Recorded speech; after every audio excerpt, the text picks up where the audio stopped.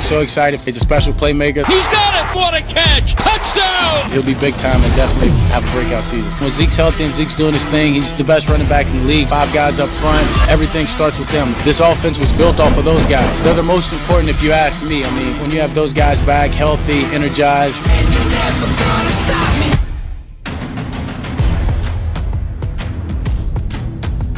Good day. What's going on, everybody? Welcome into First Take. Thank you for hanging with us on this Friday Eve. Pro Bowl linebacker Bart Scott in the building. 4 hours of TV already, so you're all warmed up, ready to go. How we feeling? I'm all jacked up on Mountain Dew. Really? No, not really. Okay. Oh. Kimberly Martin, how are you, lady? I seen you on IG, living your best life. Got your tan, the braids, on vacay. Welcome back. Good to have you with us. And hey Kendrick guys. Perkins will be with us in just a bit as well. Max and Stephen A are off today. Guys, a lot to get into. And let's start with the Dallas Cowboys. Jerry Jones making headlines after we saw a very different side of him at a press conference yesterday. Dallas has the best odds to win the division after getting Dak Prescott back. Here's owner Jerry Jones on his thoughts on getting to another Super Bowl. I'd do anything known to man to get in a Super Bowl. That's a fact. And have a lot of the days when you've got to ask yourself is what are you doing in the middle of this? So that served me well. That served me well. This isn't an eye on me, but I've had a lot of people tell me you're naive, or say that he's naive. Well, it's a beautiful world. It's a better world to be naive than to be skeptical and be negative all the time. I feel as driven as I was when we first bought the team.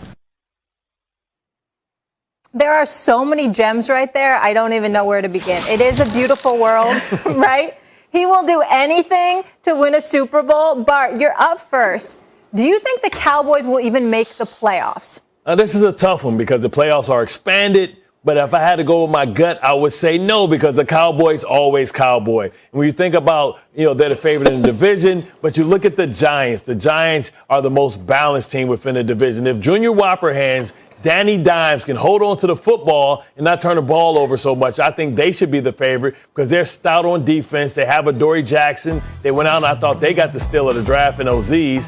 And also they brought in Kenny Galladay. Saquon Barkley is going to be motivated by what every athlete's greatest motivation is, it's money. So he's going to be motivated, so he's going to come back. We know what he is when he's healthy. Right now, the cream of the crop in that division is the Giants, and I think Washington football team is right behind. And I think pulling up third, it's the Dallas Cowboys. Wait, I need to pause you for a second, and then Kimberly, I will get to you, because you are sitting next to a huge Giants fan, and this is music to my ear. You really think the Giants are the most balanced, complete team in the division? And you believe in Danny Dimes? I believe in Junior Whopper. He's my outbreak candidate of the year right now. I think he can have a Josh Allen type of ascension because he hasn't had balance, right? In your first year with Joe Judge, they finished the season well. And if it wasn't for the Philadelphia Eagles, going full Tropic Thunder, they would have been in the playoffs. So now you give them back a full offseason. You think of Tony, you think of Ingram, you think about Galladay, Slayton. And then on the other side, Leonard Williams being retained, and also Azeez, who's a true pass rusher, 2 lockdown corners. You think about, Julius Peppers, not Julius Peppers. You think about Peppers, right? And you think about what he's doing. I think that's the most complete team in the division. I'm here for all that. Kimberly, where are you on all this? I hear Bart talking a lot of what ifs. If Danny Dimes can hold on to the football. Okay, that's true. If he can do that, okay, I'm with you, Bart. Okay. But we don't know that. Same way, when people talk about, I actually think the Cowboys will make the playoffs. You know why? Because I actually think they'll win the division. That might shock Bart, but I think if you're going to talk about what if Dak comes back and he's the Dak that we've seen? You talk about Saquon, he's going to be motivated, he got paid.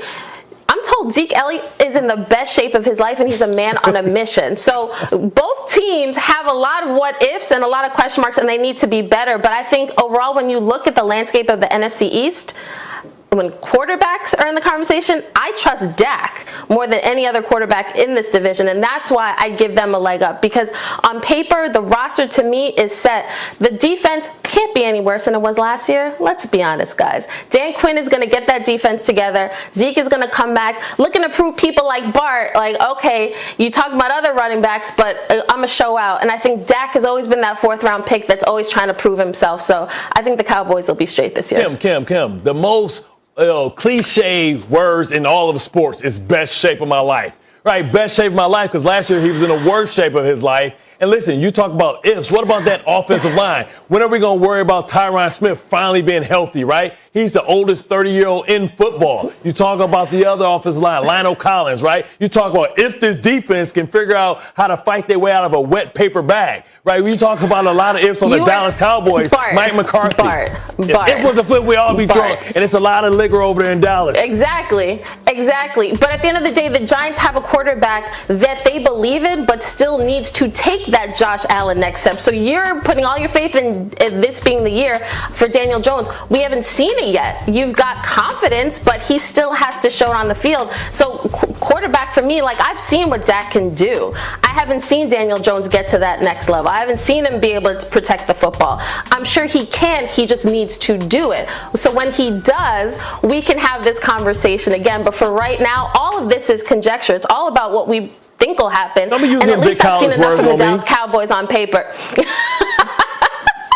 I've seen enough of the Dallas Cowboys, at least top to bottom, to say, like, okay, this team is stacked. If they do everything they need to do, they could ball out again. Bart, talk to me about Saquon versus Zeke, because obviously Zeke had career lows last season. Why do you not believe in him versus you're believing in Saquon? Or why do you believe in the Giants defense versus not the Cowboys? Well, when you think about Saquon Barkley, he's motivated by the greatest motivator. He's getting paid, right? Mm-hmm. It's hard to be hungry when you're full, right? And Ezekiel Elliott got his money and he shut it down, right? You know, Saquon Barkley has always showed the discipline to respect his craft, right? Always coming in shape. I always worry about guys that only get in shape when they have to, because what Ezekiel Elliott understands is with that cap number and with Dak Prescott getting paid, that he's first on line to get chopped, right, as they have to go and sign some of these other guys on the defensive side of the ball, right? So when I think about Saquon, I think he's a better version of Zeke. He's who Zeke used to be, right? When you think about if he can get back to form and also catch the football at a high level, he's a guy that's capable of over 2,000 yards of productivity because his ability to catch the ball. And now he's not going to be going against loaded boxes, because if you dare to load the box up, look at all the weapons that now Danny Dimes have on the outside. Danny Dimes is a guy that's more athletic than people give him credit for. I would argue to say that he's a more athletic quarterback than Dak Prescott. We know that he can run faster than Dak Prescott. We need to pause on that. We need to pause. No, we don't have to pause. No. We need to make sure everyone can marinate on that for a second, because you're just rushing through it. Could you please say that again? Give him a single. Danny Dimes, Daniel Khaki Pants Dimes, is a better athlete than Dak Prescott. Yes, I said it. And listen, let's take him in a relay race. Too early for these kind of takes. Danny Dimes got up to 21 miles an hour last year. Dak Prescott has to get that in a scooter. All right, Kimberly, I want to get your thoughts on Washington, though, because Bart even has Washington ahead of the Dallas Cowboys. Where are you on Washington versus the Giants in that division? And I'm assuming you also have Philly last.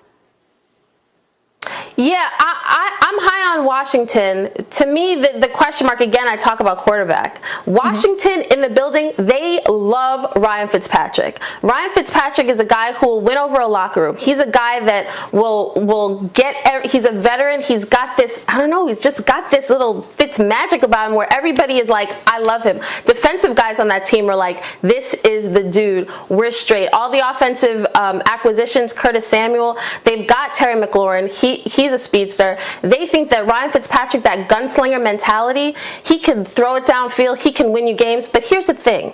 He can also lose you games because of that gunslinger mentality. I have lived the Fitz magic experience. I have covered Fitz on other teams, and this is what happens. He starts off Fitz magic, and then it turns a little tragic, and then we go around the merry-go-round. So the question for me with Washington is the offense. Internally, they think they have a great shot at this division. They think they can be defending champs again, but I think it's fair to have reservations about Ryan Fitzpatrick, because who's behind him? Taylor Heineke was the guy in the playoffs last year, and then they brought in Ryan Fitzpatrick. Fitzpatrick is a bridge. The question is, bridge to who, and how good will he be this year? Absolutely. I'll just say it one more time. Danny Dimes is more athletic than Dak Prescott. At Bart Scott. And also, Zeke is full. So that's the issue right there. It wasn't the line. I'm blocking my messages. The man got paid. All right, guys, more to get into here. So the strife between Aaron Rodgers and the Green Bay Packers has been long documented after we found out that Aaron Rodgers turned down the opportunity to become the highest paid player in football this offseason. Stephen A. emphasizing what he had said all along. It was never about that money. It was about the disrespect. Listen to what Stephen A. had to say on Tuesday. What idiot out there would possibly think this is football? This is not about football. This is about the way that the Green Bay Packers have treated their star player. They have disregarded him. They have dismissed him. They have minimized him. They've disrespected him. And he said, bump y'all. Enough's enough. Okay.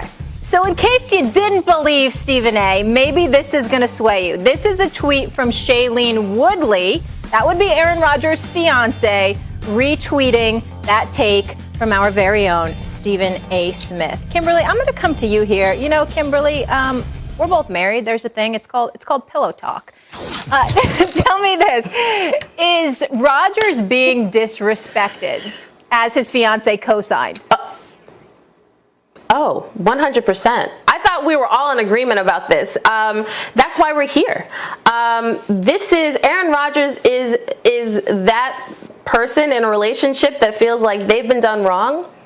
And they're basically like, I'm done with you. Now, I sign that paper, and unfortunately, their partner does not want to pick up a pen and sign those divorce papers. He has completely been disrespected. And I think what makes it worse is what we saw Tom Brady go to. Tom Brady went to Tampa. Tom Brady went to, it was almost like death row and Suge Knight. Like, come down to Tampa. You want a coach that's going to love you, that's going to be make it all about you, give you what you want. Come down to Tampa Bay. And Aaron saw that. He saw how different it was. Tom felt look at Tom. Tom is a new man with Bruce Arians behind him. He is a new man. And Aaron Rodgers is trying to be a new man away from Brian Gutekunst and everybody in Green Bay. Unfortunately, Green Bay is trying to hold on to him like that lover that's like, baby, please, I'm sorry. But the shame of it is that what Aaron Rodgers wanted is what most great quarterbacks in the league want, like a Russell Wilson, a Tom Brady. They want to feel like they are a part of the discussions, that they are consulted. You understand, players can't make decisions, but at the same time, they want to have input. You're signing this guy, my top receiver that I love, or you're going to take a quarterback when I'm still here and I'm trying to play 5 more years. So 100% he's been disrespected, and I love the petty because he should be all up in his feelings right now. I get it.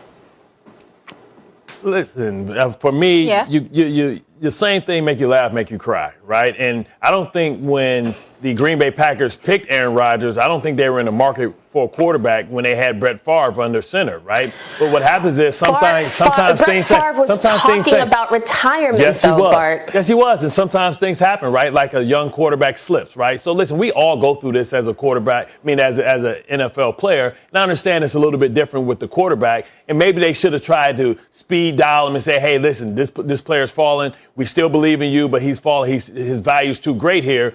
But, Aaron Rodgers has to get out his feelings a little bit because everybody out there that wants to do what Tom Brady has done has to see how Tom Brady has got it done. I think a lot of times we don't really mention why Tom Brady can go down to Tampa, why Tom Brady can say, hey, I want Gronk. Hey, but we already have OJ the Juice Man and we got Cameron Brake. Why he can say, hey, I want Antonio Brown, and it doesn't matter. We already have Mike Evans and we already have great receivers, but I want it. It's because he leaves some cheese for the taco, right? We talk about all these quarterbacks that want to go out and say, let me pick these players, but they taking the top all the money. When was Tom Brady ever the highest paid quarterback in the league? Well, Aaron Rodgers has been, right? And to say that, he should have, the opportunity to buy some of the groceries, that's one thing. I think if anything, he should be pissed that the fact they went and got Thunder Thighs, A.J. Dillon, instead of maybe getting him a second round receiver to help him out, especially when he already had Aaron Jones. But this whole notion and narrative that they've done him wrong, listen, everybody goes through this. I mean, we talk about drafting Jordan Love? Well, I mean, I think the value was just too good, right, Molly? Right?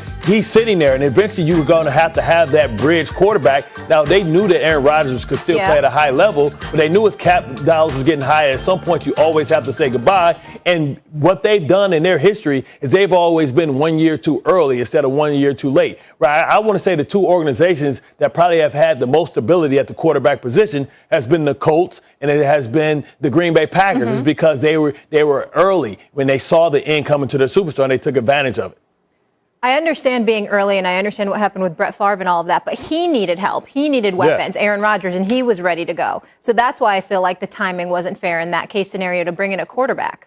Yeah, but, I mean, the quarterback, you're trying to get stability for the next 20 years. If Aaron Rodgers was able to play 3 years and you think most quarterbacks play 15 years, now you have stability at the position, and you got it when you still had a great roster. So sometimes it's just a luxury pick. And sometimes guys make luxury picks. Let's just look what happened with, well, I don't want to compare RG3 and Kirk Cousins. I mean, I think that would be a bit disrespectful. Yeah. But I think they should have had a little bit more, communication. Aaron Rodgers wants out, but I don't think – I think it's only going to get worse, though, Molly, too. When you look at the contract situation, everybody thinks that they guaranteed him 5 years. Yeah. That's not 5 years. That's funny money. That's just a way to add years to the deal so they can prorate it so they can sign Devontae Adams. I think Green Bay should be concerned because maybe they not only lose, Aaron, but they lose potentially Devontae Adams, and they don't have any receivers under contract on their roster for next year. Kimberly, that's really interesting to me just from the simple fact. I think Bart's the first person we've had on here of late that's defending the Packers more so than Aaron Rodgers. So here's my thing. I had to switch out my AirPods because I gotta come at Bart real quick. Are you good now? I had to switch up. Don't be putting no Vaseline on your face. You better put no Vaseline on your face. Because don't let me take off my earrings, Bart, because here we go. No. Look, the reality is, yes, he was disrespected. The reality is that, with this franchise, they miscalculated badly. They miscalculated how many years Aaron Rodgers was going to play at MVP level. So what did he do? He was an MVP last year with Jordan Love sitting on the bench. Now Aaron Rodgers is like, okay, well, you like that guy, let me go. Green Bay doesn't want to let him go. Green Bay's like, oh, wait. MVP, no, we want you. We want you on our timeline. And that's the thing. It's sort of like I get the business aspect. I get feelings and business, and you got to keep them separate. But at the same time, when you have, Bart, we understand, we've seen bad quarterbacks. Okay? We know that when you have a Hall of Fame type quarterback, you don't handle him the same way like you handle other guys. It is different because you are blessed to have this guy in the first place. You found him, you drafted him, now keep him in the system. And they thought he was going to get 1 or 2 years left. They thought he had like a couple years left. And Aaron said, no, I'm trying to play 5. I'm trying to keep that kid on the bench for several more years. So if Green Bay really believes in Jordan Love, they could have traded Aaron Rodgers this year. There are plenty of teams that would have taken Aaron Rodgers, but they want to hold on to him. They want to hold on to him until they're ready to get rid of him. And Aaron Rodgers is sort of like, wait now, do you love me? Or you just love me right now? Like, what's the commitment here? Because he's already out the way he's been treated, he's out the door. Yeah, but I mean, really what he could do if he really wanted to, tell us what you want then. That's what I'm saying. Tell you what you want. And listen, it's okay to admit that you were wrong. Like, I think the Patriots admitted that they were wrong and they shipped Jimmy G out to San Francisco. I think Aaron Rodgers, if he wanted to be there, could have won this debate. You can't get much for Jordan Love because nobody's seen him. But they could have got rid of him. They could have let the kid stay around, maybe look good in the preseason. But if you want to go, then say you want to go. Like, we heard Dame Lillard come out and address the issue. Like, we can't get a straight answer from Aaron Rodgers. You don't think he's made it clear that he wants to go? But we can't get a straight answer. I mean, you got to burn the bridge, right? Deshaun Watson had to burn the bridge, right, to start the conversation for. So come on and burn the bridge. Say, I don't want to be here. There's nothing that we can do to reconcile. Let me go. And I thought he did that behind closed doors. It's just that his hands are tied due to the contract. No, he got to go full Tropic Thunder, Molly. He got to come out and tell everybody. Okay. He got to tell everybody. He got to scream it from the mountaintop. Kimberly, to that you say what? We also, you gotta play it a little. Got to be real careful with it, though, because you also have legacy in mind. You don't want, like, I get, just burn it all down, just burn all, like, put that match and walk out the room. I get that. However, Aaron Aaron Rodgers is smart. He's savvy. He's trying to play the political game too. It's the organization. Like, the longer we talk about this, the longer, like, the worse Green Bay looks. The longer he stays away, the worse Green Bay looks, because they have a future Hall of Fame quarterback under contract who doesn't want to be there. So he can't just. I think he also has to be very cognizant of how quickly it could turn to him being the guy that's been disrespected, to fans getting frustrated and saying, you know what? Do you not want to be here? Is it really them or is it you? And I think that's why he's sort of trying to play it down the middle and saying just enough without saying, I hate you all, get me out of here. Well, you got to find common ground, and the common ground may be, hey, Aaron Rodgers, we trade you this year. We're going to get future draft picks that we can't use and pick the next year, and players that we can't utilize to next year. So how about you come play here, and we'll let you go, and we'll trade you to your destination, but give us one more year. And if you can't do that, then write us a check for $33 million, because we already put a lot of cheese on your taco, and you ain't going to eat it unless you're going to come back and play for us. Now you want them to come to Aaron Rodgers and talk about draft picks, like, hey, man, if we take draft picks, like, we can't really use it. When they had draft picks, so I'm going to trade you and watch you go be happy to be successful. There were 7 or 8 drafts in a row where Green Bay took defensive guys. 7 or 8 until that's because they couldn't stop a Jordan nosebleed. That's why they were losing, not because the offense wasn't putting up numbers. And finally went out and got away and spent money in free agents, something that Green Bay never does. They usually only pay their homegrown players. They went out and got Preston Smith, Za'Darius Smith. They went out and got him help so he wouldn't have to do everything, because, hey, maybe he gets some field position. He's on a short field, and he doesn't have to put up, 4,000, 5,000 yards. Went out and got him a great running back that he can go and be a compliment, so he doesn't have to put himself at harm's way. Because there was a couple of years in a row where Aaron Rodgers was getting hurt and not finishing the season. I'm going to drop it. You're just mad because you're not a quarterback, Bart. That's the problem. Yeah, listen, I'm mad because I'm over here balling on the budget, man. Give me some of that money. I'll play. A certain way.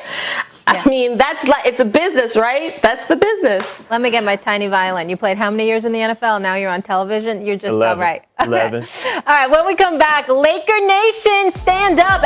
Tell Stephen A. and Max to keep a cool booty while I address this situation, all right? No, Max, that's Max. Stop, just stop. Max Kellerman. Stop it, Max. Stop it. What, Max? What are you talking about? Calm down. Hold that L. Hold that L. He better knock him down. He's a professional. Oh, put some respect on that man's name. We lost our mind debating with you. Yeah, you lost, all right. They want all this smoke. Carry on. Hey, there he is, bringing all that smoke. Big Perk, how we feeling today? Yeah, hey, Molly, it's a beautiful morning. What's going on, Molly? What's up, boy? What it do, I'm big fella? good. We're good. Thank you guys for filling in for Max and Stephen A. today. Really appreciate it. And Kimberly Martin will be back with us in just a bit. We got to carry on. I understand. I'm going to play that for everybody at home, and then we'll react to it. Sound good? Oh, Perk, you got it. You got a fresh live one for us? Okay, here we go. You do this. Here we go. Look, right now, the late, great David Stern, former commissioner, is from the skies above smiling down. You know why, Molly and Boy? For the simple fact that his NBA dream was to make the NBA a global sport for international players. And right now, we're witnessing that. We're witnessing greatness from them. If you look back from our last 3 MVP winners, Giannis, Jokic, and you go into this season and you watch Giannis win his first NBA championship at the age of 26, and you watch his post-game interviews and you watch how he carried himself with humbleness, with a great character. This is a guy that you want representing your franchise, a guy that's going to lay it out on the line when he's on the court, a guy that's going to represent your franchise in great fashion off the court. He has set the bar extremely high, and after looking at Giannis and watching him play, listening to his post-game interviews, watching him celebrate, if you're not a fan of Giannis Antetokounmpo as a person, then guess what? You are just a bona fide hater. So with that being said, I love the way that the NBA has gone global. I love the way that the international players and what they have brought to the table for us, not only on the court, but their character off the court. Carry on. I like that one, man. That's what I'm talking about. And I think you can add Joel Embiid to that as well. I think he plays a perfect heel You talk about, being able to open it up. We're seeing it, in the Olympics and, the American team going over there and losing to Nigeria, right? And that's what you want. The world is becoming small, and I think that was David Stern's vision, so that it can become a global sport and that you can grow the fan base. It started with the Dream Team, and right now, you look at some of the great, Luka Doncic, right? You think about Jokic. Now you add, Giannis there, and he's class personified, right? He did it the right way. He came over here, he did it his way, and to the victor goes the spoils. Yeah. 5th player outside of the U.S. to win MVP. Go ahead, Burke. Well, you know what else is that when you watch it, it also put pressure on the American athletes, the players that grew up in the United States, to hold them accountable, to make sure that they're on top of their games. Because it's only a 450, roster spots in the NBA. So, now guys has to elevate their game, and guys also have to elevate their character. If you're a franchise, you're an organization, you paying a guy to lead your franchise $35-40 million a year, some getting 45. You want those guys to represent your brand in great fashion. You want those guys to go out there and make sure that they're a guy that say, hey, when you think of the Milwaukee Bucks, a team that haven't won in 50 years, and your leader is a guy like Giannis, who's going to carry himself like a tremendous human being off the court. This is what you want. He reminds me a lot of the great Tim Duncan, and the way that he carried the Spurs organization, the way that he showed character, his humbleness to the game, his dedication to the sport. I mean, I love the fact how, he was built, not born, right? We all see the pictures now. We kind of laugh at him when he came in at 18 years old, and you see the work that he put in. Me and you and I both know you don't put on 40 pounds because because it's God-given talent. That's been put in work in the dark, right? And what's done in the dark comes out in the light. And I think, right now, to the victor goes the spoils. He's controlling the narrative. I mean, because we know so little about Giannis. We don't know his story, right? Because he didn't grow up in those AAU tournaments where we know his backstory. We knew everything about LeBron, KD. We're starting to learn, the chapters of Giannis. And, it's amazing what this kid has been through, from going to being a street vendor to bringing his brothers over, to hearing the reports about, when he first came over, how he was so homesick, how he decided to come back. If we would have knew all that stuff, we would have knew there was no chance of him leaving Milwaukee, because he's an extremely loyal player. Yeah, you know what else is impressive before we move on here? This is the second season that players born outside the U.S. won MVP, the Joker, Finals MVP, Giannis, Defensive Player of the Year, Rudy Gobert. I want to stay with that subject and talk about the Olympics, though, Perk. How impressed are you with Team Nigeria? I'm very impressed, very, very impressed. They play extremely hard, and you have to realize a few of those guys play in the NBA, but they play with a certain type of passion, right? They're showing. My high school coach always used to tell me, Molly, you never know who's watching, and that's in life, right? And the way that they approach the game of basketball, that's how they go out there on the court. They know that the eyes are on them. They know that their goal is some of those guys that are not in the NBA. They want to get to the NBA. And they know that the stage is set. But most importantly, you know what I'm impressed by? Is Mike Brown. We're talking about an assistant coach who hadn't had a head coaching job in a long time. He's taking it serious, right? Coaching his team, having them prepared offensively and defensively, locked in and taking it serious, because he know that eyes are on him as well. I mean, I tell you what, we all understand what it's like to be a professional athlete and have dreams. And when you think about sometimes, what people go through in other countries, they're running away from something. And that's what the American players are going to have to really contend with, as life has got a lot easier for us, a little bit easier for us over here, understanding that, it's a privilege to be able to have an opportunity to play a child's game, to become a multimillionaire and establish generational wealth. Yeah, absolutely. My dad always impressed that on me. I'm never going to understand what it's like to have that immigrant mentality and that type of work ethic. Before we get out of here really quick, I just want to ask you, Bart, because I find it interesting. We're talking about the NBA and how global it's become and how impressive, and we're even seeing it in the Olympics with all the players and Team USA losing a bunch of games. Do you think this puts pressure on the NFL at all? Because they've kind of rested in their laurels. The NFL's king here in America, but how about abroad? Not much has happened. Well, you saw that, right? The NFL has had an attempt at that. They have the NFL Europe game when they go to London once a year to try and expand the game. They used to have the NFL Europe but it became too expensive. They reportedly were supposed to have games in Mexico, and those didn't work out. I think that's the next step, right, for them to start. Remember the guys like the Nigerian Nightmare, right? You think about Nnamdi, who was from, I believe, from Nigeria as well. They're trying to expand the game, but, the difference is basketball is a game that's cheap and it's easy to expand because you don't need to have, hundreds of dollars invested in one player because of the equipment, the cost of it. Football is a very expensive sport. You talk about, being able to try and teach them there, but being able to have the resources for a country that is already poor. Yeah, absolutely. All right, we'll leave it there, guys. Coming up on First Take, Russell Westbrook. Steelers reported to training camp today. Here is a lean, mean Big Ben showing up for his 18th season. I feel like I should give a round of applause. Props on that because they take a beating. Right, Bart? Ben Roethlisberger's play went in the wrong direction after the Steelers' strong start this past season. 2021 will be a big year for him. Should he finish his career in Pittsburgh, it'd be the most seasons by a quarterback all with the same franchise in NFL history. All right, let's talk about this division right now.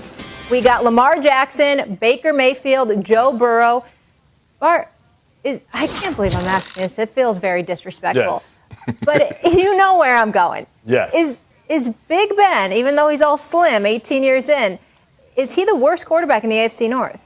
Not at all. I mean, listen, greatness comes in every shape and size. And much like Giannis, Big Ben greatness won't be appreciated until he's gone.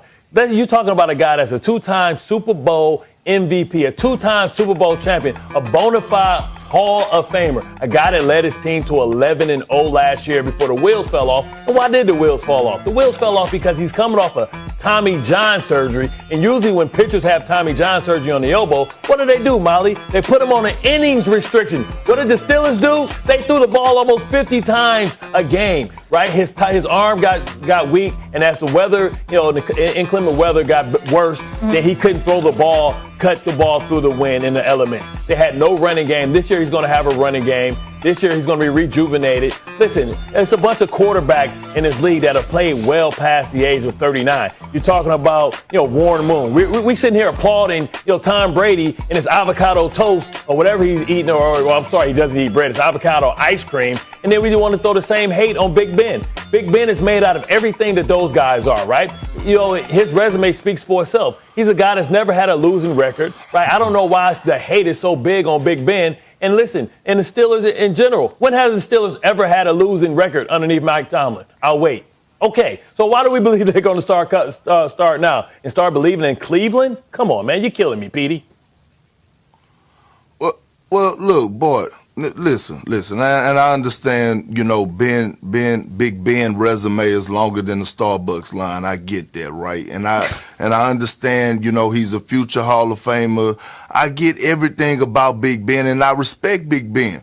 But when we talk about football, right, and we talk about the quarterback position, it's just like in any other sport, boy. We talk about the evolution, right? We talk about what do quarterbacks in today's game have to do. They have to be able to scramble. They have to be able to be a dual quarterback. Now, Tom Brady just happened to be different. But let's not get fooled by the Pittsburgh Steelers record last year, because a lot of those teams they played last year wasn't that good. So when you look at what's going on in the AFC North, you look at Baker Mayfield, a guy that showed tremendous strides last year, the guy that we had been waiting on, a guy that's mobile, that could get outside the pocket. You look at a guy like Joe Burrow. I know he's coming off an ACL injury, but he'll be perfectly fine. If I could come off an ACL injury and I wasn't nearly as athletic as Joe Burrow, I know he's going to be fine, a guy that could scramble outside the pocket. And we don't even need to talk about Lamar Jackson. We know what he could do with his feet. But what I'm saying is, you just got to think about how much the NFL has elevated the athletes, right? You look at Myles Garrett, you look at Aaron Donald. Those guys are freaks of nature. You have those certain type of individuals on every defense in the NFL. So with Big Ben not being able to really be mobile outside the pocket, it's going to be hard for him in the Pittsburgh Steelers, I believe. And that's why I have him as the last quarterback for us being in the AFC North, because his ability to get outside the pocket and move and scramble on his feet. See, Big Perk, that's where you're wrong, right? Because people don't realize Big Ben is one of the most athletic quarterbacks that I've ever gone against. And maybe he's lost a little speed off his fastball, but he's still a guy that can make you miss. And he does it in a different way. He does it like Steve McNair. He swats you down because he's massive. He's hard to tackle. Most of the guys that's coming on blitzes are 6'2". He's 6'5". And you look at him, he's looking lean and mean right now. But, what happens is the whole is only as good as the sum of his parts, right? And look at the sum of the parts that he has. He has a tremendous defense. I would argue to say that he has arguably the best roster. I think I'll take the wide receivers and the tight end from the Pittsburgh Steelers before I take them from any other team within that division. And yes, that is including, the Cleveland Browns. And also, you look at what Big Ben is able to do. You look at what John Elway was able to do late in his career, right? They got him a running back in Terrell Davis. And all of a sudden, they thought that John Elway was done. What did he do? He went back to back. And if memory serves me right, Big Perk, he was about the same age as Big Ben. So listen, if I got to bet down on anybody, and I hate to say this because I'm a Raven through and through. Remember where I started my career? Yeah. I hate this man, right? Yeah, I wore those colors, right? But I cannot deny and understand that this guy is a guy that can beat you above his shoulders. When Peyton Manning won his last championship, it wasn't because he was great. It was because he was smart enough and he had football acumen to get you in the right place. You think about Baker Mayfield, he's a product of a system, right? You'll hear Tannenbaum talk about all the time. He's the most easily replaceable star and quarterback in all the NFL. You can find a guy that can fake it. We see that with Kirk Cousins. We see that with Ryan Tannehill. Baker Mayfield is no different. You There's nothing really elite about Baker he's Mayfield. The most replaceable. He is most replaceable quarterback in the NFL. Okay. Out of all the starting quarterbacks, name another team that if they put them on the Cleveland roster, Cleveland wouldn't be better. Name one. Let's pick one other than Drew Lock. Well, look, boy, I'm not going to disrespect Baker Mayfield for what I saw last year with him doing the postseason towards the end of the season. I'm not going to do that. I got two questions, right? When you talk about defensive players in the NFL, are they not faster? Are they not more athletic than when you played the game of football or when John Elway or even Peyton Manning played the game of football? I'm just asking. Because it was a guy LT. It was a guy called Derek Thomas. A guy called Terrell Suggs.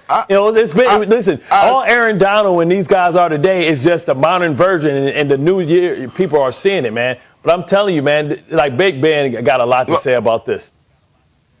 Okay, no, I was seriously asking you a question. Now I got another question for you. You was talking about Big Ben and how athletic he still is. Do you think Big Ben could beat me in the 40?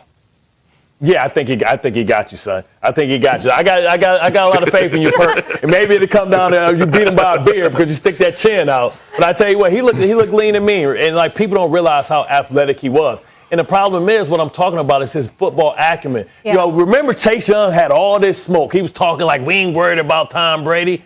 How many times did Chase Young touch Tom Brady? That would be zero, Big Perk, because guess what? When you play the game above your shoulders, you know where to go with the football. So it don't matter. You're never going to be able to use that athleticism against Big Ben because the ball's going to be going out of his hands. We just watched CP3. One of the guys, probably got more body fat than you and me, right? Well, maybe not you, but definitely me.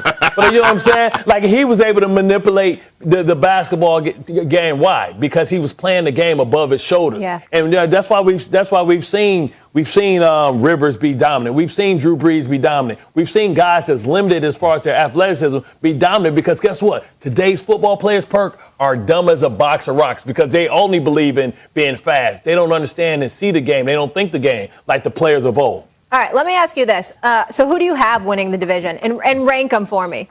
Oh, man, for me it's tough, right? I think it's right there with either Pittsburgh or the Baltimore Ravens. Okay. I think, listen, we've always seen these super teams, and Cleveland usually Cleveland's, right? And now now that Stefanski is going into his second year, what's out there? What's out there is film, and defensive coordinators are tremendous in putting you and making you do things that you don't do well. So all those great defensive coordinators have broken down the system. I think he caught them by surprise in that division last year. Now they're going to have a plan. They're going to make Baker. They're going to set borders for him. He's not going to be able to roll out. they're going to be able to make sure that, hey, if we win, it's going to be because Baker Mayfield's arm. And we're going to make this little short quarterback, we're going to make him throw from the pocket. And he doesn't have windows to see over because he's only 6 feet, barely. So he has to get on the edge to get there. But what happens if you close the doors on the edges? And now he's going to have a lot of mischief and a lot of movement in front of his sight. And that's what you're going to see. You're going to see him struggling, Big Perk. Perk, who are you taking?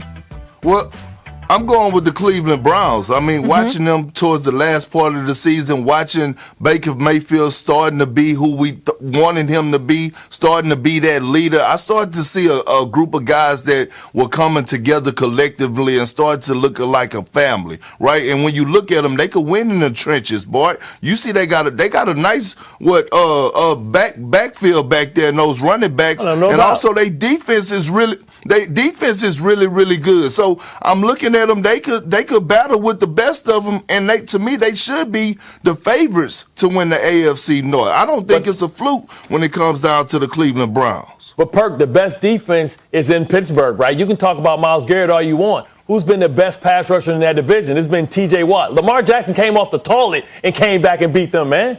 He came off the pot. Yeah, Lamar Jackson is different, though. Yeah, he is in his own category. We'll get into the Browns a little bit later because one thing I do want to talk about is now with Odell coming back in the chemistry because we saw a better year when Baker didn't have Odell, how that will play out. We'll get into that in just a little bit. Coming up next, Dak Prescott went down franchise worst 29.6 points per game last season and also gave up 20 touchdowns on plays of 20-plus yards, which is the worst mark in the NFL. Despite playing in 15 games last season, Ezekiel Elliott posted career lows in rushing yards and rushing TDs. It was also his first season with less than 110 scrimmage yards per game. Dak Prescott returns under a new 4-year contract, $160 million after suffering a compound fracture in his ankle in Week 5. The Cowboys struggled last season without him, averaging 11.5 fewer points per game. Our NFL insider, Kimberly Martin, back with us, and it is ladies first. So let's do this. Kimberly, with Dak returning this season, is he your favorite for comeback player of the year? Molly, he is. Now, it was close because I was leaning towards Joe Burrow, too, but I think it'll be Dak because just based on the fact that I think Dak will come in with that chip. You know, he is that 4th-round QB that was drafted. He is that guy that's always had to prove himself. Look how long it took him to get the money. He finally got the money. I don't think, to Bart's point that he said earlier about, you know, full bellies, I don't think Dak is going to suddenly switch up who he is just because he got paid, because that man had to work and wait to get that money. Now, I think when you look at this team, before Dak got hurt last year, he put up almost 1,900 yards. So, and once he got hurt, I think offensively, he had injuries on the offensive line. Zeke just wasn't who he's supposed to be, and everything sort of, it was ugly. That's the kind of way as I can put it. But this year, I think CeeDee Lamb, if he's more consistent, I think Dak is going to have to be that guy who's going to win you games.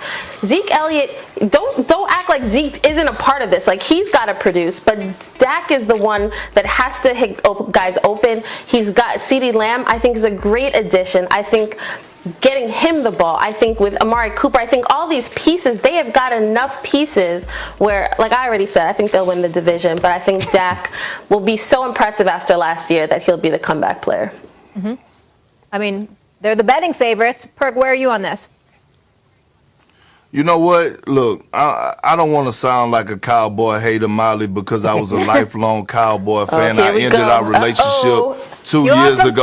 I ended our relationship 2 years ago. But you know what? I'm gonna go with Carson Wentz, right? And I know he's not coming back off of injury, but he's coming back off of pain. And when you think about what Carson Wentz was in Philly, right? He was at the top of the top, and then all of a sudden he hit rock bottom, in my opinion, losing his starting position to Jalen Hurts during the course of the season, getting all the blame for what was ever going on. Now he has a change of scenery. scenery. He's going back with a familiar coach. One of the coaches he had and Coach Frank, that was one of the guys that he played some of his best football under when Coach Frank was in Philadelphia.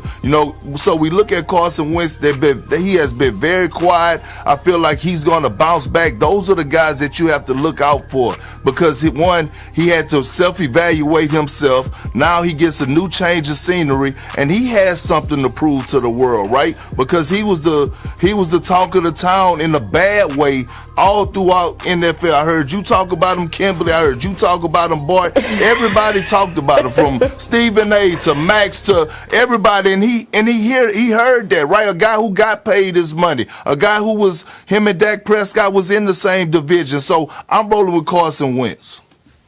Oh, man. To quote Roy Jones Jr., y'all must have forgot. Did y'all forget who was the baddest man that got hurt last year? A man that rushed for over 1,300 yards and had 1,000 yards receiving his last time healthy? Christian McCaffrey. Did y'all forget what a bad man he was? Accounting for almost 65% of his team's total offense. You talk about the modern day, like Swiss Army knife, a guy that can line up in the slot and kill you from the slot as a receiver, and a guy that can run in between the tackles. He's a legacy. He's the second McCaffrey in this league. And let me tell you, he is a bad man. And now he has a good quarterback in Sam Darnold, who has something to prove. He has great receivers. Robbie Anderson, they drafted Terrence Marshall from Louisiana. He's a great player. And they have David Moore. So what does that mean? You can't load the box. He going to get you in space, and he's quick as a hiccup, to quote one of Kendrick's favorite lines. I'm shocked that, listen, the way, Bart, you started, I really thought you were going to say Saquon. The way you seem to be all in on the Giants, all in on Danny Dimes. I really thought really thought that you were going to, really be that home. Former Jets player going to go and be, all about the Giants this year. But, okay, you said Christian. You surprised me with that one, actually. I had to keep you in suspense, because on Saquon's best day, he ain't Christian McCaffrey. Yeah, I said it. 2 tears in a bucket. You know the rest. All right. Well, here's a little pushback. Here's some pushback that I got for you, right? The running back position. When you're talking about a position, right, where a guy get hits the most, or a guy that has to get put in those trenches. And with McCaffrey coming back off of injury, right, we don't know how he's going to be played, right? And when I say that, we don't know how many games he's going to be played. We don't know what the coach's strategy is going to be for him, because when you look at it, right, that's the position in the NFL that takes the most pounding. Am I correct? Besides the offensive line. But Kendrick, I just told you this guy had 1,000 yards receiving. He's a guy that can line up in slots. And guess who's hitting them then? Little bitty 185 pounds nickelbacks and cornerbacks. So if you want to get him away from the physicality until he's ready to carry the load, then just put him at slot receiver. He's comfortable out there. His dad was a great wide receiver for the Denver Broncos. He knows all the tricks of the trades. I'm telling you, man, he's jacked up on Mountain Dew. I'm telling you, he's shredded like a Julian salad. I'm telling you, Kendrick, this is a guy that is more physical than people give him credit for. He's big, he's put together, but he's quick, man, and he has that football acumen that you want. You can tell that he's the son of a former NFL great. Kimberly, let me ask you this. How many Super Bowls do you think Dak could win over the next 3 years? Yes, I'm talking the Cowboys and Super Bowls. 3 years? Oh, Molly, that's a very tight window. I don't see them winning this year. One. If I'm being honestly, one. None. I just think you want to say none. Listen, because I might have to cover some Cowboys games, and I don't want Jerry keeping me out of the start. I just think that's too short a win. I feel like they're good enough to win the division, but when you look around the NFC, Bucks, Packers, if Aaron Rodgers is there, you look at Rams, 49ers, and then forget about AFC teams. AFC has about 6-7 teams right now that you could almost pencil into the playoffs. So I'm not bullish on Cowboys winning a Super Bowl. NFC East, sure, I'll give you that. All right. We're going to leave it there. But, Bart, I do think one thing. You are underestimating, I think, the motivation for Dak Prescott. because of all the contracts, all the personal stuff he went through, all the injury. Remember how disrespected he was? We felt like the Cowboys weren't going to take care. That was all public, like the Aaron Rodgers stuff. To finally get back on the field, and then obviously having Zeke having a terrible season, he's going to want to step it up. It's just the gauntlet is too hard right now. The NFC has so many good teams. I mean, they're going to be fighting it out with the Arizona Cardinals. People don't realize that the Arizona Cardinals, got A.J. Green, Rondale Moore. They got J.J. Watt coming. Yeah, they got J.J. Watt coming back with Chandler Jones, who's been one of the most productive, pass rushers in the game. And they went out and got Rodney Hudson, the best lineman, the best center in the last 10 years. And then you have the opportunity to put them in space. So it's like it's going to be so hard for them to get through the gauntlet. You think about the NFC right now. It's like the West in the NBA. Yeah. It's hard to get through. No, you're right. All right, we'll leave it there. Kimberly, thank you so much for being with us. We appreciate you. Thanks for not cutting me, Kimberly. Thanks. To finally make it to the NBA Finals, but the quest for an NBA championship ended in 6 games with the all-star point guard losing out. CP3 has an opt-out option that can make him a free agent this offseason, leaving our very own Mark Spears to speculate. Will Chris Paul run it back with Phoenix with the Suns losing in the finals? The focus turns to the point guard's future. Can LeBron and Lakers be a threat for CP? Now, the Lakers can choose to sign CP3, or there's also been talks of Washington Wizards star Russell Westbrook being a potential candidate to move back home to Los Angeles. I think he's from Long Beach, in a sign-and-trade deal per Mark Spears. So my question to you, Perk, who should the Lakers target, Chris Paul or Russell Westbrook? Well, you know what? With all due respect, Molly, to CP3, you got to go with the Brody. I'm going with Russell Westbrook. We're talking about a guy that is still in his prime. We're talking about a guy that's one of the most polarizing guys in this league. We saw what he did the second half of the season last season, putting up monster triple doubles when the Wizards were 1,500 games down from being a 500 team. He carried that team and willed them to the playoffs. Now, it didn't go well because he didn't have the personnel, but you put the Brody back home. It takes pressure off LeBron James, who's getting up in age, going into year 19, and now you have Russell Westbrook, a guy that you could pair with Anthony Davis, a guy that's going to take pressure off of them, a guy that doesn't get enough credit for making others around him better. We're talking about a guy that led the league in assists for three times throughout his career. He led the league this year, right? Russell Westbrook is a guy that can also play off the ball.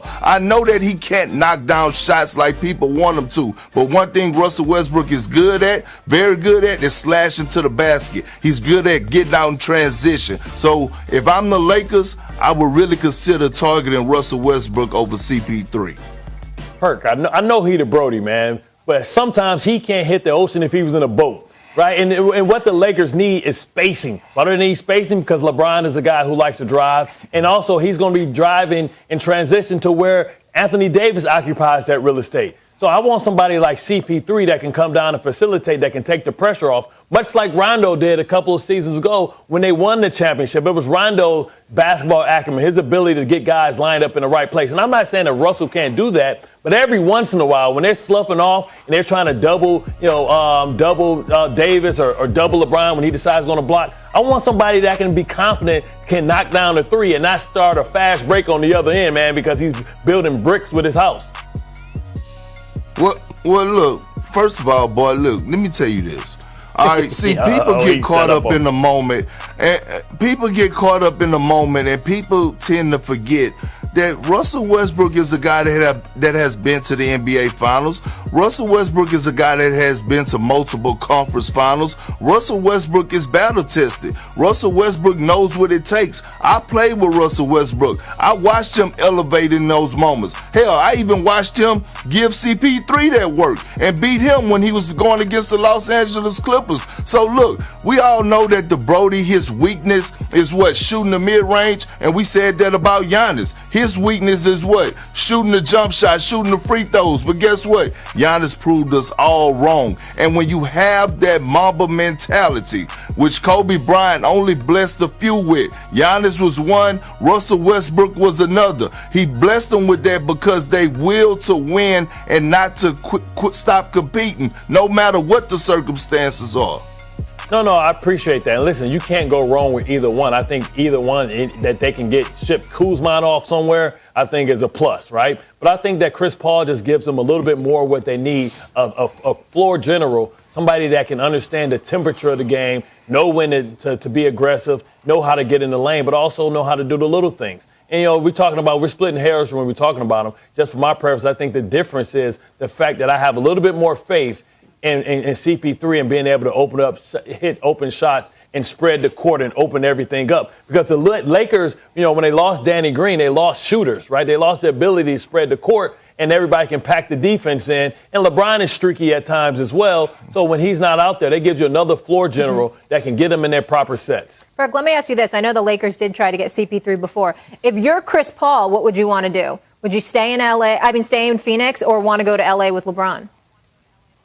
Well, if I'm CP3, I want to go to L.A. Molly, I'm about to turn 37, right? CP3 is about to turn 37, and we all know he wants to top off his career with winning the championship, and you have to put yourself in the best position possible to do that. What is that? Go and team up with LeBron James and Anthony Davis, especially the way that the West is looking right now. The West is wide open. You have Klay Thompson coming back for the Golden State Warriors, but he's coming off an ACL injury and an Achilles tear. I'm not saying he's not going to be Klay. You look at the Utah Jazz. We saw what happened to them this season. The Clippers sent them home, and Kawhi got hurt in the middle of the series. We look at the Los Angeles Clippers. I don't expect Kawhi to be back. So if I'm CP3, I'm looking at it, I'm like, LeBron James is going to come back healthy. We know that. We know Anthony Davis is going to come back on a mission. We know that he didn't like how he finished the season off. And when we look at what they done in the bubble, if you're CP3, you like, you know what? I don't need to be a first option guy. I don't need to be a second option guy, but I can be a third option guy, a guy that could come in with the second unit and control the offense and get mine off. But when need be, I could attack. But when I'm on the floor with Anthony Davis and LeBron James, I could be that third option guy and take some pressure off myself. Mm-hmm. Do the Lakers need CP3 for you to pick them as the favorite? Like right now, would you go Warriors out of the West, or would you take the Lakers even without Chris Paul? You know what, Molly? Look, I'm going to go with the Lakers, right? I'm going to go with Lakers without Chris Paul just because, Anthony Davis and LeBron James healthy are just so dominant. And we witnessed that a year ago in the bubble. We watched what they were capable of doing. LeBron James, averaged a 29-point triple-double. Anthony Davis was putting up Shaq-type numbers. When they're healthy, those two are unguardable, and they can lead that franchise to another championship. Now, if you add CP3, yeah, they're my favorites. I'm not going to go against them. And I know Steph is on the other side of California along with Klay Thompson and Draymond Green, but I just can't go against that dynamic duo. Bart, who you got meeting in the finals? Because obviously this year a lot of injuries got in the way. Well, it was something weird that happened, right? Vegas picked Golden State to be fourth for the odds. And I'm going to ask myself, Vegas always knows something. I don't know who's the basketball equivalent of Worldwide West right now, but I tell you what, they know something. And I said this a long time ago that I thought it would be a great story for Dame Dollar to go back home to Oakland, because I just don't think Portland, matches up with his timeline for his greatness. He's in his 8th year, and you can't take anything for granted.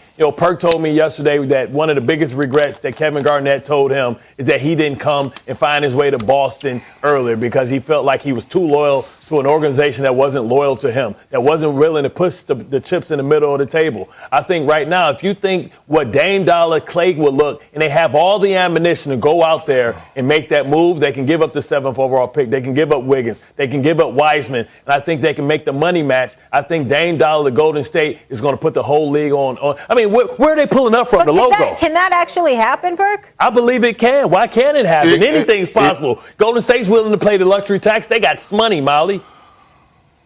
It can happen, Molly. It can. Yeah. I mean, when you look at if Dame wants out, right, and if Portland decides to do right by Dame, right, this is a guy that has carried that organization for 9 years, and he say, hey, I want to go back home to the Bay Area. I want to go to Golden State. Well, Golden State has the assets, and they also have the capital. You could get rid of Andrew Wiggins' contract. You could get rid of Wiseman. They got two lottery picks that they could shuffle in the mix. So you could get back you could get back a lot if you're the Portland Trail Blazers from the Golden State Warriors and giving up Damian Lillard. West could get even more interesting. I like that thought experiment. All right, we'll leave it there, guys. CP3 became the first player to lose 4 best-of-7 series. He's going to be hungrier than ever. Wait till you hear what Brady used as returned to the playoffs last season for the first time since 2003 and punctuated the season with a win over rival Pittsburgh in the wildcard game. Now, Cleveland hopes to go even further this season, obviously behind one of the best rushing attacks in the league, former #1 overall pick Baker Mayfield, and their most explosive weapon, Odell Beckham Jr., who's returning from a knee injury that cost him most of last season. Baker sounded optimistic when talking about how Beckham is doing in his recovery. Take a listen. About a month ago, I would have said that he looks very, very good, and I know after speaking with him that he feels even better. So I'll let you guys see that for yourselves. Am I crewed up or what? I don't even know what to do with myself right now. 2-time Super Bowl champ Booger McFarland here with us. Good to see you, Boog. How we doing? How's summer going for you? Summer is going outstanding. It's hot as fish grease, as Perk would always say down in Beaumont, Texas, so we are doing well. Okay, good. That's what I like to hear. All right, I want to start with you here, Boog. You tell me this, because it's a huge head scratcher for me. I know how talented Odell Beckham is, but then it seems like Baker Mayfield plays better without him, and I don't understand it. So will the Baker-Odell marriage actually work now that he's back and healthy? Yeah, Molly, normally I would say that this would be an issue because you have a superstar wide receiver who wants the football. He's used to getting the football. Chris Carter once famously said that a wide receiver is only about 2 things, himself and his money. But I think coming off the knee injury is going to humble Odell a little bit because he hasn't been on the field making those explosive plays. So therefore, he's going to just want to be on the field, get back in the groove, be a team guy. And on top of that, guess what? They had so much success on the field without you. And there's the narrative out there that Baker Mayfield is better. So the franchise is better without you. So if I'm Odell Beckham Jr. and I want to regain my stardom, one, I have to come in and be a team player. I can't come in saying, hey guys, you can't win without me because you proved last year that you can. So he has to come in and kind of fit in. It doesn't mean that he's got to take a back seat to anyone because he's still a top 5 receiver in this league when he's healthy. However, he has to know that he's got to fit into the offense and make his plays. So typically this wouldn't work, but coming off the injury, number one, and Cleveland having so much success without him, and on top of that, the expectations, we know that the spotlight is going to be on the Browns. So I think when you put all that together, I think you're going to get a humble Odell. You're going to get a hungry Odell, and you're going to get an Odell that's going to want to stay out of the headlines and make sure that the only headlines he's making are positive with him making plays on the field. So not only can it work, I think it's going to work great, and I think the Browns are one of the teams that a lot of us football experts think are going to go a long, long way in the postseason. Hey, Booger, are they gonna win the AFC? Are they gonna win their division? Are they gonna win their division, Booger?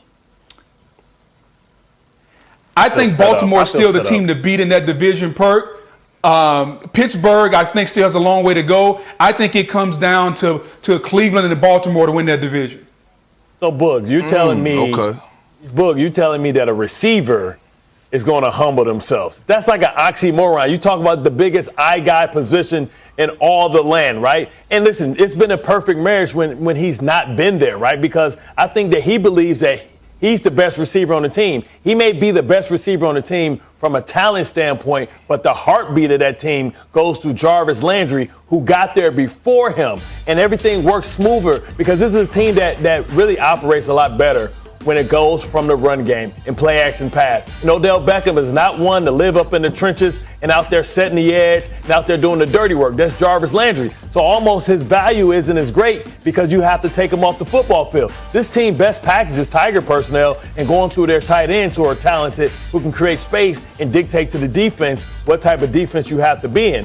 We know that if he wouldn't have got hurt last year, Booger, he probably wouldn't be on this team. The problem is you can't cut a guy until he's able to clear waivers. And, and when you look at his contract situation, it was a natural out. But now they're stuck with him because until he passes, they can't get rid of him. This is an opportunity for them to trade him and get an asset that they need. For years, he's been asking to go out there, out west, where he hangs out in the offseason. I believe he has a home out there, right? Could you imagine sending him? Listen, the L.A. is all in. They put their chips all the way in the middle. They lost Cam Akers the other day to Achilles injury. I think that I think that Odell Beckham would be perfect to be traded out there. You know that New England has been taking receipts. Everybody had that smoke, out there. Bill Belichick spent more money in free agency than he's ever spent. And him and Cam is a nice perfect marriage as well, as they can always use enough explosive weapons out there. And you also know that New Orleans needs a weapon, somebody opposite of Michael Thomas. So it's a market out there for him. He's a guy that's not going to be in his roster after this year because there's no guaranteed money left on his contract. Bart. Hey, Bart, pass it back to me. Pass the baton, big guy. You done ran with it long enough. Now, here's what I'll say. Hey, thank you. I got it. You know, just like I know, this is a game about players, okay? And so Odell Beckham Jr. is a talent. He is a player. He is a home run maker. So understand that. I get it. And if we really want to be honest, the heartbeat of that team is Nick Chubb and Kareem Hunt, this running game with one of the better offensive lines in football. It's not going to be Baker in the passing game. True enough, Baker's got to make some plays, and he's got to do some things creatively with Kevin Stefanski in and outside of the pocket the way they did last year. But this team is going to be a run team, a play action team, and they're going to count on Landry and Beckham to dictate coverage when they get one-on-one coverage because of the run game and because of the play action. But Bart, here's the thing. How many times have you and I both been hurt, and it's a lonely feeling when you're in the training room? You're not coming back on the field screaming loud, saying can't wait, doing all these different things. You're coming out there just trying to get your feet wet, just trying to fit in, just trying to be a part of the team. I think that's what Odell is going to do. Now, eventually, once he's healthy and making plays and proposing the field goal nets and all these different things, yeah, he's gonna do Odell. I'm sure it's going to be an extra blonde streak in the hair somewhere at some point. But initially, Odell Beckham Jr. is going to be humble because he doesn't really know how that knee is going to react. And the last thing you want to do is be out there cutting a fool and your body's not healthy. Yeah, look, Boog, I agree with you 100%. Here's the thing about Odell Beckham, and I heard you say this, Bart, about going out west. The worst thing that could happen for a guy like Odell is going to L.A. I think staying in Cleveland keeps him focused, keeps him engaged. It's about your environment. And I spoke to you earlier about this, about the Browns having that family-type feel. You saw the continuity towards the end of the season and the postseason. You saw the togetherness. And when you're a guy like Booger was saying, when you're a guy, right, that's injured and you sit on the outside and you're on the outside looking in and your team is having success without you, guess what? You're like, all right, look, I gotta get my stuff together and I have to come in. I don't need to be a distraction. I need to come in and find my way into this team, make sure that they accept me, not try to overstep or overlap my boundaries, make sure I do my part. And that's being the best guy at my position,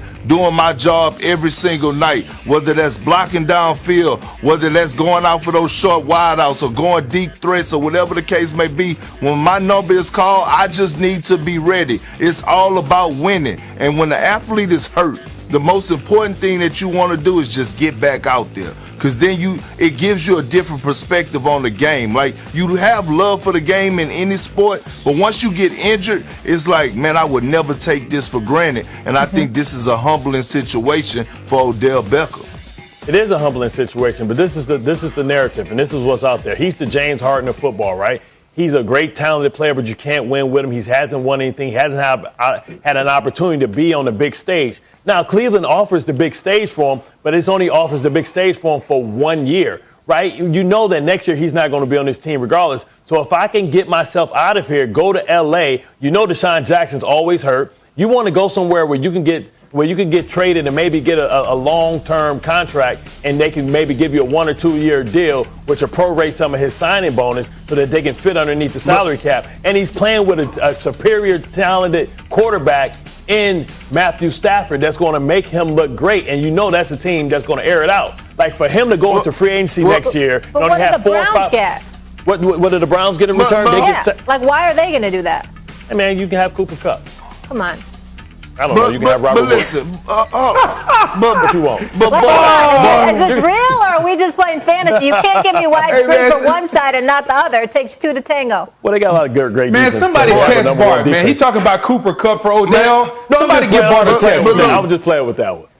Just poking holes in that one. Listen, when you said that he's the James Harden of the NFL, right? What happened with James Harden when he went to the Brooklyn Nets? He sacrificed because he was sacrificing. Before he got injured, we was talking about how James Harden took a back seat to Kyrie Irving and Kevin Durant because he wanted to win. He came into their organization. He wanted to get traded there where they were already were. And I know it was for a short period of time, but this is what I'm saying. If you're about winning, right, and you come to that point in your life where you just want to win and you want to go somewhere and you want to fit in, like Odell's coming back, he's going to sacrifice. We witnessed that. We witnessed that with James Harden before he got injured. He took a back seat to Kevin Durant and Kyrie Irving. Here's the hole in your argument, Kendrick. What I'm trying to tell you is the Nets is the Rams. The Nets aren't Cleveland. He's already been there. That's a place where he hasn't been able to have success at. Boog, you get the last word. You know what? Here's the thing I'll say. The expectations in Cleveland are astronomical this year. I think that Odell Beckham Jr. has a lot to prove. I think the entire city of Cleveland has a lot to prove because this is going to be a position that they haven't been in before. This is the position of they are the hunted. Okay, people are looking at them saying, hey, we got to get up to Cleveland's level. When's the last time we said that? And so I think everybody's attitude in Cleveland is going to be different because of that. Now, how they start the season off, what they do in the first 68 games of the season, I think is going to dictate the attitudes in the second half. Kevin Stefanski did an outstanding job.